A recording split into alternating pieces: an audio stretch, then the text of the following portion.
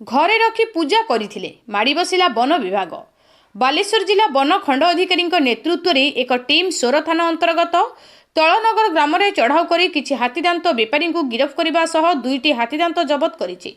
सूचना मुताबक 2टी हाथीदांत रखी पूजा करुथुबा नै वन विभाग खबर पाइथिले। परे वन विभाग टीम गराख होई उक्त स्थान में पहुंची अचानक चढ़ाऊ करथिले।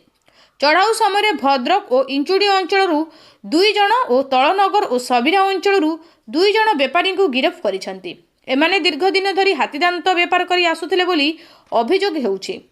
गतकाली हाथीदांत को पूजा करिबा परे बाहर राज्य को बिक्री करिबार व्यवस्था थिबा बेले पूर्वरु वन विभाग सूचना देई रेड करिथिला। जबत होइथिबा हाथीदांतर आनुमानिक मूल्य लक्षाधिक टंका हेबा नै सूचना मिलिछि। एही चढ़ाऊरे बालेश्वर रेंजर, सोर रेंजर प्रमुख उपस्थित थिले। एही हाथीदांत बेपार रे आहुरी अनेक लोक संपृक्त थिबा नै वन विभाग पक्षरु सूचना मिलिछि। Bureau report, local news 7।